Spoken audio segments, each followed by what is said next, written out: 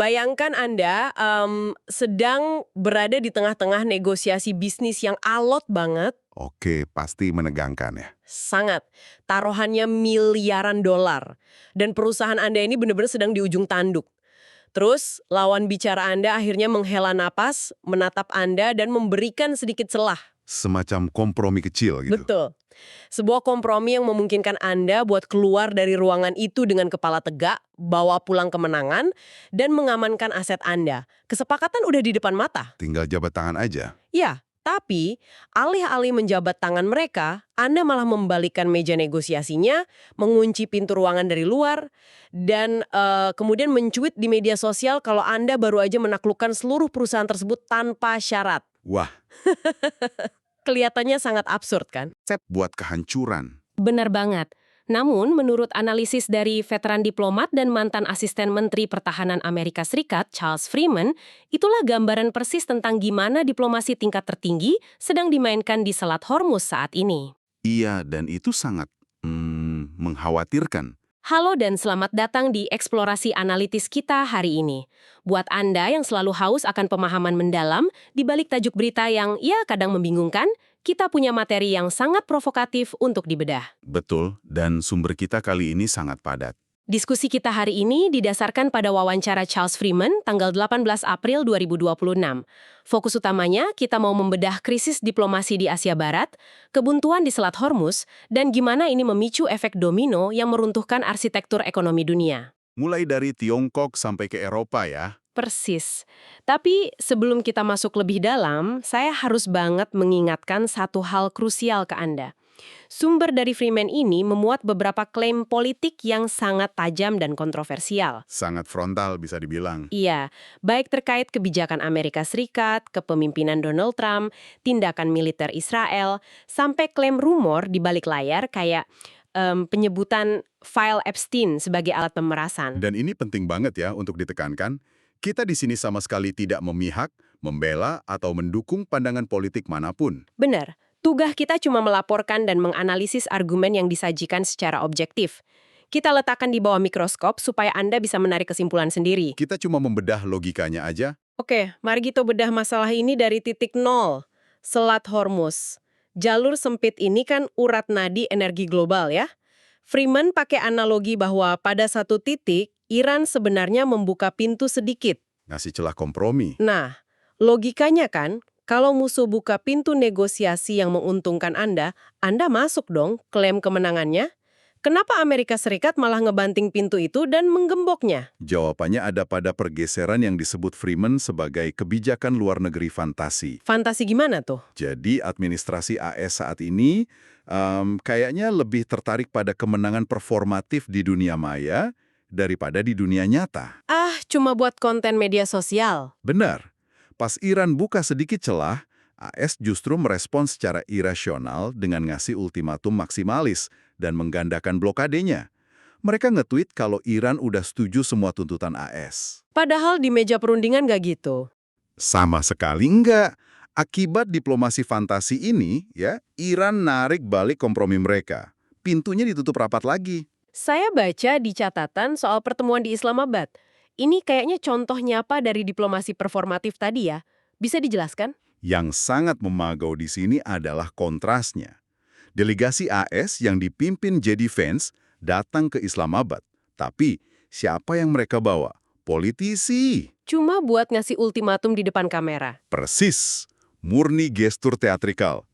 Coba bandingkan dengan Iran. Mereka bawa lebih dari 70 orang. Pakar, insinyur, teknisi, bahkan otoritas penuh dari RGC. Oh, wow. Jadi yang satu sibuk main sosmed, yang satu lagi beneran siap bahas cetak biru teknisnya. Ya, Iran siap ngebahas detail teknis dan logistik, sementara AS bahkan nggak punya kepakaran di ruangan itu. Mereka buang diplomat, diganti politisi performatif.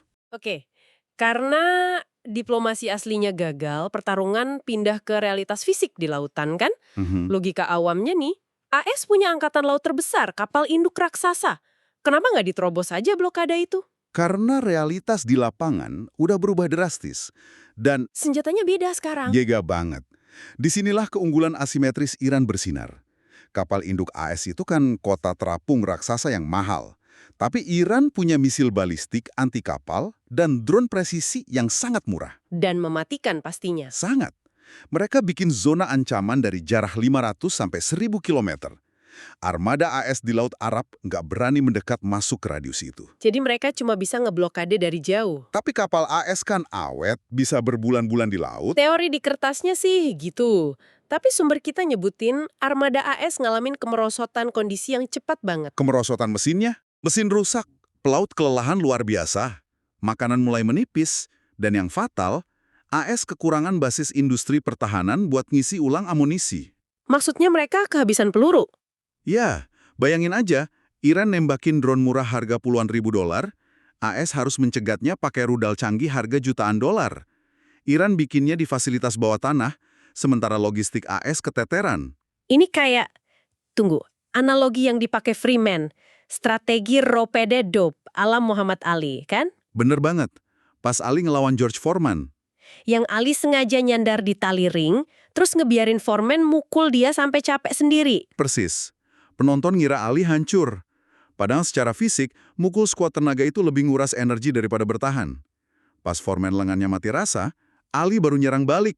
Jadi Iran mainin peran Muhammad Ali di sini. Ini di laut. Tapi Iran kan juga pasti menderita karena blokade ekonomi ini. Pasti menderita. Tapi ini soal konsep kemenangan. AS tuh bingung bedain antara sekedar bikin kerusakan sama nyampe tujuan politik. Konsep Sun Tzu ya? Benar. Ambang batas rasa sakit Iran jauh lebih tinggi daripada kemampuan logistik AS buat terus mukul. Jadi, penderitaan fisik bukan berarti kekalahan politik buat Iran. Nah, mari kita hubungkan ini ke Anda yang lagi dengerin. Mungkin Anda mikir, apa urusannya konflik laut ini sama dompet saya? Tapi krisis ini ternyata nguras fondasi keuangan barat. Efek berantainya ngeri. Saya lihat di catatan, India baru aja bayar minyak Iran pakai yuan Tiongkok. Ini sinyal runtuhnya petrodolar kan? Kalau kita hubungkan ini ke gambaran besarnya, sejak tahun 70-an, minyak kan wajib dibeli pakai dolar AS. Biar dolar selalu dicari orang. Betul. Itu yang bikin ekonomi Amerika raksasa. Tapi pas AS mulai pakai dolar sebagai senjata buat ngasih sanksi ke musuh-musuhnya, Negara lain mulai panik, besok-besok kita yang kena nih, gitu kan? persis. Nah, pas India bayar pakai yuan, ini bukti kalau sistem alternatif itu udah nyala, bukan sekedar wacana lagi. Dan ironisnya, minyak Iran tetap aja kejual, meski diblokade. Lewat mana emangnya? Mereka udah antisipasi. Minyaknya udah diapungin di kapal-kapal besar di luar Selat Hormuz. Dan yang menarik, Arab Saudi juga nentang blokade AS ini. Tunggu, bukannya Saudi dan Iran itu rival berat? Iya, tapi Saudi sekarang butuh stabilitas buat ekspor 6-7 juta barel per hari lewat pelabuhan Yanbu di Laut Merah. Itu jalur hidup buat Saudi, Kuwait, dan Qatar. Tapi Iran udah ngasih tembakan peringatan ke pipa Saudi kan? Betul, fasilitas pompa pipanya diserang. Itu sinyal politik dari Iran. Mereka bilang, kalau kami dicekik, milisi Houthi bisa dengan mudah nutup total Laut Merah juga. Wow, bayangin dampaknya buat Anda para pendengar. Kalau Laut Merah ditutup, kapal kargo harus muter lewat ujung Afrika. Waktu tempuh nambah 3-4 minggu ekstra. Dan itu berarti biaya logistik meledak. Inflasi gila-gilaan. Harga gas global meroket. Buat petahana di AS yang mau pemilu, harga bensin naik itu kan bunuh diri politik. Dan ironisnya, siapa yang untung besar dari semua kepanikan minyak ini? Rusia? Benar. Rusia bebas sanksi dan sekarang leluasa ekspor lebih banyak minyak dengan margin yang sangat besar. Disinilah bagian yang sangat menarik. Ada naga besar di ruangan yang dari tadi kita lewati. Tiongkok.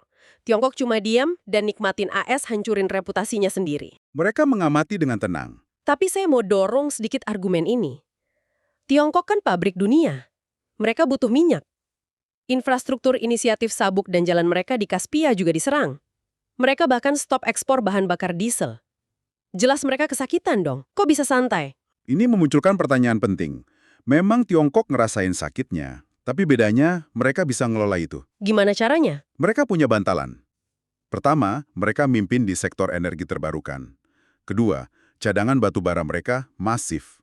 Dan ketiga, cadangan minyak strategis atau SPR mereka luar biasa besar. Oh, jadi pas harga murah mereka udah nimbun duluan. Iya, jadi krisis ini bikin mereka memar dikit, tapi nggak bikin pingsan. Mereka bisa nahan napas di dalam air lebih lama. Persis. Dan lucunya, krisis energi yang dibikin AS ini malah bikin seluruh dunia panik dan mutusin buat mempercepat transisi ke energi terbarukan. Panel surya, mobil listrik, Betul. Dan siapa yang monopoli pabrik panel surya dan EV dunia? Tiongkok. Tanpa sengaja, krisis ini nyiptain pasar yang jauh lebih besar buat mereka. Manuver geopolitik yang luar biasa. Dan Tiongkok tiba-tiba muncul sebagai pelindung hukum internasional ya.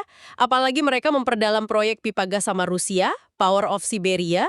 Dan ada kemungkinan mereka mulai pasok pertahanan udara ke Iran pakai konsep kayak Lend-Lease. Lend-Lease. Kayak bantuan militer AS sebelum Perang Dunia II itu kan? Bener.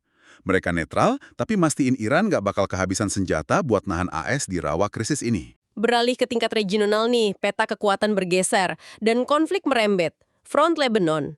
Katanya gencatan senjata Iran itu harusnya mencakup Lebanon, tapi Israel terus menghancurkan infrastruktur. Ya, Israel nerapin apa yang sumber kita sebut sebagai model Gaza di Lebanon. Menghancurkan jembatan, bikin perbatasan tak kasat mata, garis kuning itu ya. Iya, dan nembakin warga sipil yang nekat melintas pulang. Pertanyaan saya, pemerintah Lebanon kemana? Kok negara berdaulat diem aja?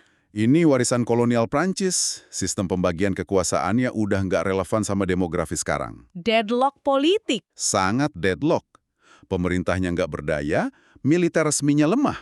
Jadi kekosongan itu diisi sama milisi Hizbullah yang didukung mayoritas Syiah di sana sebagai kekuatan pertahanan de facto. Nah, paradoksnya ada di kebijakan AS. Dulu AS tuh punya semangat mesianik, pengen ekspor demokrasi. Kenapa sekarang dipimpin oleh sosok yang, menurut catatan, bertindak bak agen real estate New York? Karena pendekatannya sekarang sangat transaksional.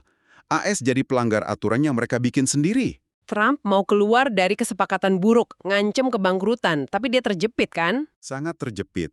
Di media sosial dia nuntut Israel gencatan senjata, tapi di dunia nyata dia ditekan donatur Zionis, ditekan Netanyahu. Belum lagi rumor pemerasan soal file Epstein itu ya? Betul. Dia pengen narik pasukan dari perang ini, tapi malah menciptakan kekacauan di lapangan. Dan PBB juga lumpuh total. Ilusi kontrol.